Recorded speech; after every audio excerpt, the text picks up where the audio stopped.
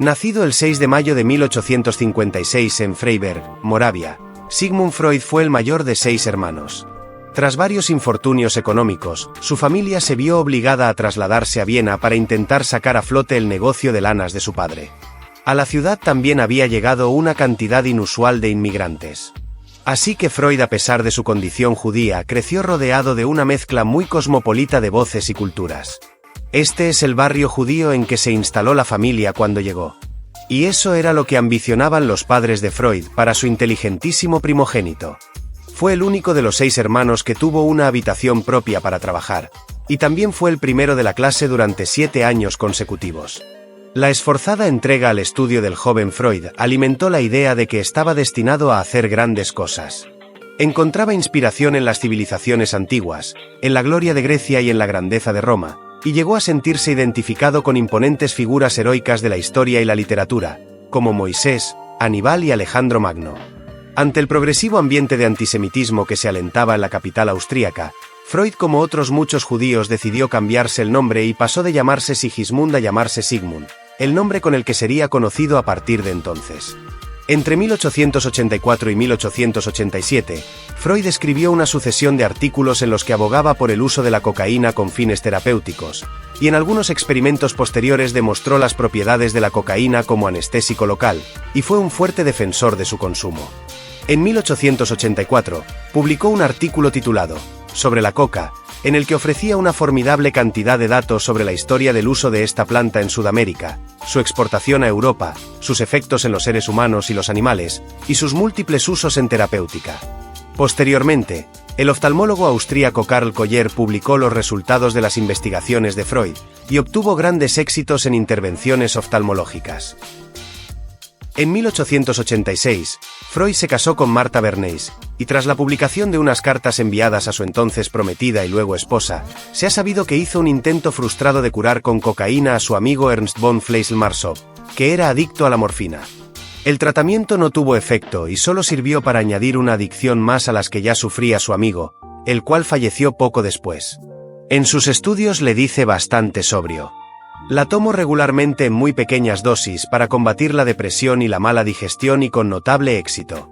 Pero, atención a esto, también le escribe a su esposa, y aquí, si parece estar bajo los efectos de la droga: «Ay de ti, princesa, cuando yo llegue. Veremos quién es más fuerte. Una dulce chiquilla que no come lo necesario o un hombretón fogoso, que lleva cocaína en el cuerpo».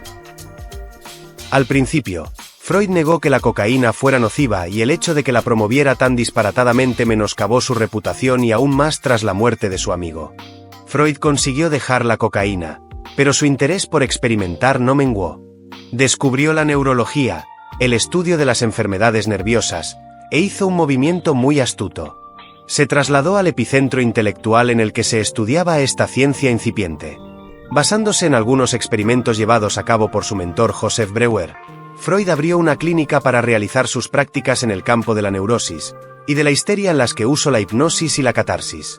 Una misteriosa paciente llamada Anna, su nombre real era Berta Pappenheim, fue tratada por Breuer y Freud en aquel entonces. El caso de Anna fascinó a Freud, en parte por sus síntomas extremos, pero también por el innovador tratamiento que ideó Breuer.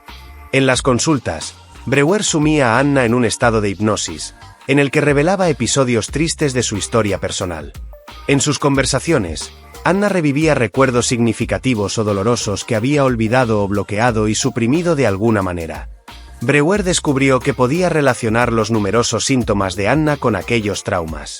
Anna era incapaz de beber agua y Breuer lo asoció con un incidente que le había relatado un día, que había visto a un perro al que su dueña daba de beber en su mismo vaso. Y una vez que expresó aquella sensación de repugnancia, la hidrofobia desapareció. Freud pensó que Breuer podía haber dado no solo con una explicación, sino también con una cura para la histeria. Poco después Freud abandonó estas técnicas, y su colaboración con Breuer, en favor de la asociación libre, base del psicoanálisis, técnica con la que creyó poder aliviar los síntomas de sus pacientes. En su nueva consulta, más amplia que la anterior, Freud se encontró con un problema. No todos sus pacientes respondían a la hipnosis. Así que tuvo la genial idea de convertir ese desperfecto en virtud y desarrolló su propio modelo de psicoterapia. Freud pedía a sus pacientes que se tumbaran en este diván y él se sentaba aquí, a su espalda, donde no lo veían. Los animaba a que dijeran todo lo que se les pasara por la cabeza, casi como si hablaran consigo mismos. Su enfoque se centraba en explorar el inconsciente y los deseos reprimidos de los pacientes. Publicó Estudios sobre la histeria en 1895 junto a Joseph Breuer, y comenzó a formular sus teorías sobre la sexualidad y el desarrollo psicosexual. Freud enfrentó críticas por sus teorías sobre la sexualidad y el complejo de Edipo.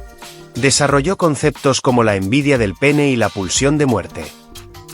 En 1899, Freud publicó la que se considera su obra más importante e influyente, La interpretación de los sueños, aunque la fecha oficial de publicación, sin embargo, quedó establecida en 1900.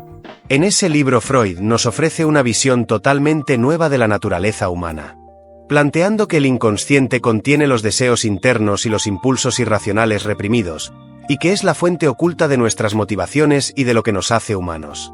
En 1905 se publicó 3 contribuciones a la teoría sexual, la segunda de sus obras en importancia. Tras ello, surgió un grupo de adeptos que se convertiría en el germen del futuro movimiento psicoanalítico, entre los que se encontraban Carl Jung y Wilhelm Reich.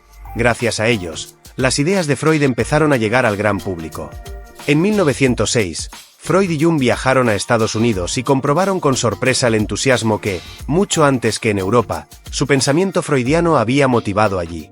En la primavera de 1908, y por invitación de Jung, Freud celebró en Salzburgo el primer congreso psicoanalítico.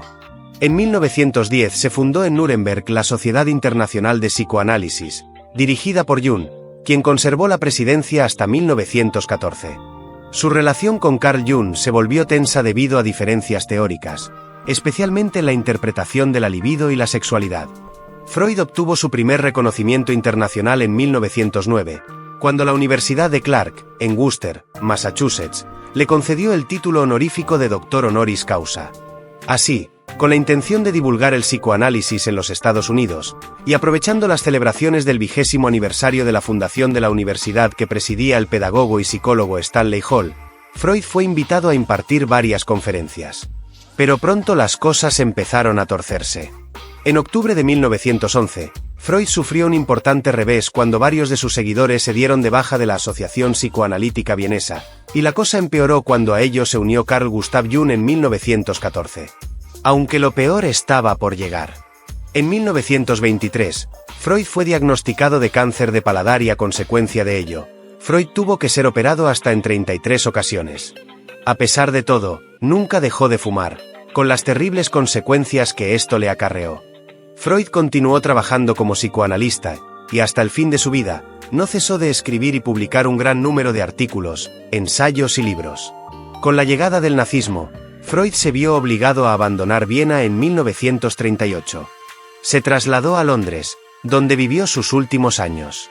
A pesar de sufrir graves problemas de salud, continuó trabajando y viendo pacientes hasta su muerte en 1939.